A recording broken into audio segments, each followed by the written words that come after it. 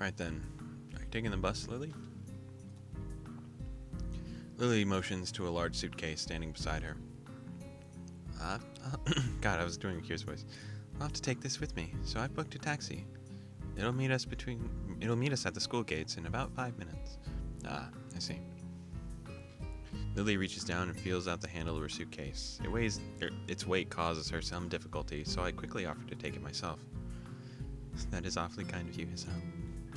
She has no qualms about accepting, and I end up picking it up. It's not what I'd call light, but it's not exactly heavy either. I don't think I'll have too much trouble carrying it. Well, thank you then. We should hurry though. If the taxi leaves, then it'll take quite a while to book a new one. Are you ready, Hanako? Yeah, let's go. We rush to the gate as fast as we can, only to find that the taxi has yet to arrive. Well, nothing like a bit of exercise in the morning. The nurse told me that I should be doing that. I think he probably had other things in mind, Isao, and probably with more regularity. Do you intend to be helping people with their luggage every day? I guess not. Looks like we've got a bit of wait to anyway. Whoa. How long should we wait for the taxi before calling them again? I'd say another 10 minutes, but they've never let me down before. This is probably just a little traffic. Okay then. So, how long is the flight to Scotland? About 16 hours, if I remember correctly. It's a bit hard to tell the changing time zones. So long. It's now that I realize Hanako's been unusually quiet, even for her. She doesn't handle stress well, so she's looking really uptight. Yeah, I can't imagine being on a plane for that long. I don't think that's what she was thinking about, but that's fine. I've only ever flown on a short family holiday up north, so it's quite hard to fathom. If Hanako spent so much time of her childhood in an orphanage, she's probably traveled very little, let alone flown. It's not too bad. I'll spend most of it either asleep or catching up on my English. I hardly use that here, so I'll need to refamiliarize myself with it a little. Will your accent be a problem? Why would it be a problem, Hanako? I wouldn't worry about that too much. It may be an issue initially, but I should be fine once I get used to it. We all move to sit down on the bench beside the school gate in silence. Strangely enough, even though I know that Lily's going away, I can't think of anything to say to her. Lily's a reliable person, so it might be because she isn't the one that I'm thinking of most. Lily might not be able to see it, but Hanako's chewing her fingernails nervously. I move to talk to her, but can hear an engine straining up the hill before I get the chance. I think the taxi's on its way. Well spotted, Hisao. I only just heard it as well. A small wave of pride washes over me. To have noticed something at the same time as Lily must mean that I've become more aware of my surroundings. Cool, I noticed something as fast as a blind girl. Let's go. I'm so good at this. Anyway, we won't have to call the taxi company, nor worry about Lily missing the plane. Once the taxi stops where we're standing, the driver rolls down a window and leans over. After confirming that yes, Lily is the same Lily Sato that booked the trip, we sort out her luggage. The driver opens the trunk in the taxi and takes Lily's suitcase, with Lily climbing into the back seat as he loads it onto the trunk and slams it shut. After getting back into his seat and shutting the doors, he waits for us to say our farewells. Have a safe trip, Lily. Take care of yourself. Hanako looks understandably downcast. That much is obvious, even in her voice. Of course I will. I'll be back before long, don't worry. There will still be another person for you, too, won't there, Hisao? Yeah, of course. I turn and smile to Hanako, putting my hand on her shoulder.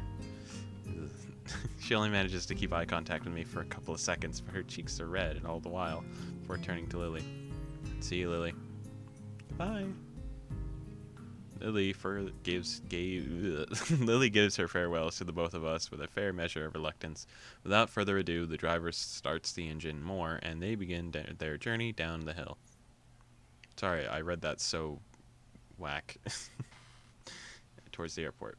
The two of us stand on the gates for a long time, even after they've disappeared from sight, not knowing what to do. So, what do you want to do now? I don't know. Ooh.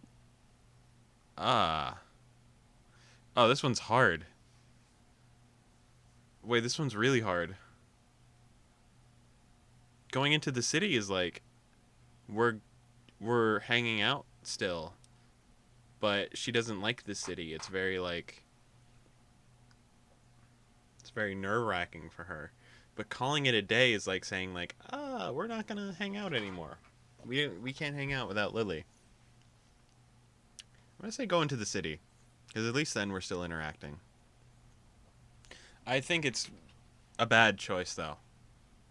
If it were me, I would have been like, do you want to like go play chess in your room or something? I don't think calling it a day is the play. But going into the city is also the wrong play. Because not only are we going into the city, we're going into the city during the day. Which she doesn't like even more, I'm sure. So, maybe I should have called it a day. Oh well. The bus stop. The bus stop, standing by the school gates like a mute sentinel, puts a strange idea in my mind. Do you want to head into town and look for a bookshop or something? We have the rest of the day free. It's a long shot, as Hanako doesn't like going into the city. I count the fact that we managed to get her out there even when it was dark as a small miracle, but I genuinely want to spend more time with her. Anyway, she's likely to just refuse and go back to... Okay. Really? Really? Let's go. I can't work out why Hanako has decided to agree with me, but I'm not about to change her mind. Okay. Stepping off the bus, I immediately notice a lot of people around us. In hindsight, this should have been obvious. Of course lots of people will be downtown on a Saturday afternoon. Hanako retreats close to my side, and I could feel her hand clutching my arm tightly. Her body is held against mine, and her head is bowed so low that her hat hides most of her scarring. So, where shall we go? A bookshop? Hanako's present and my other general living expenses have pretty much drained my budget, but I should still be able to afford a few books. There's something I try to reserve a few funds for anyway. For a second, I think Hanako didn't hear me. Then I looked to my side and noticed her nodding, almost imperceptibly. Okay. Do you know of one? She's still smiling. Actually, I do. We passed a few when Lily and I were looking for your presents. Hanako's expression clouds a fraction. Oh, I gotta remember to stop bringing up her birthday. You both spent a lot of time? Or maybe I misjudged the situation. We wanted to make sure we got the right present, after all. Hanako smiles and blushes a bit. It's a small treasure when she does. Anyway, there should be a bookshop just ahead. Do you want to check it out? Sure. The crowd starts to build as we head towards the bookshop along the raised walkways. Hanako latches her other arm onto me as well, making our progress a little slower. As we walk, the sounds of traffic makes me think of a possible distraction for her. I was wondering, Hanako, have you thought yet about where you're gonna learn to drive? I don't think she has to learn how to drive. If she continues to live in like the Yamaku town, it's small enough you can probably walk everywhere, right? Driving? Yeah, you're kind of lucky in a way. There aren't a whole lot of students in Yamaku that are allowed to drive. That's weird that you'd say that. It's not the best topic of conversation, but I want to try and distract Hanako from the situation. She's really high-strung right now. Then again, all I've really done is make her feel awkward, since she's probably never thought about it. I wish I hadn't said anything. Yeah, dumbass, why would you even bring that up?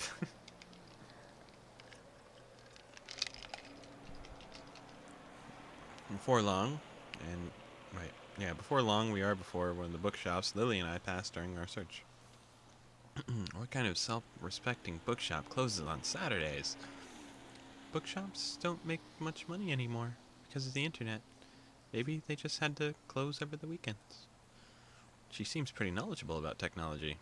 I guess it's a pursuit that would lend itself well to someone who enjoys solitude. Huh. I guess that makes sense. It's easier to find books online. Anyway, it looks like this idea is shot. Anything else you'd like to do? You tried one bookstore. You can try another bookstore, bro. Okay. If it's not a bother, could you show me where you bought my present? Sure, not a problem. It's not far from here. 2 steps to the right. I head off in the direction of the store, only half sure of its exact location. I don't want to repeat it last time, spending half the day walking around aimlessly. Here we are. Othello's Antiques. It's small. Well, yes. It took Lily and me some time to find it. Can we go in? I don't see why not. It's open. I forget his voice. It's probably wrong. Who cares? Nobody remembers anyway. And if you do, I'm sorry. Hanako pushes through the door and enters before me. Once again, the store is empty save for the store owner. His face drops a little when he sees me. Oh, you're not here for a return, are you? Wait, that's not the girl you had with you last time. No. We're not here to return anything. We're just in town and wanted to have another look in here.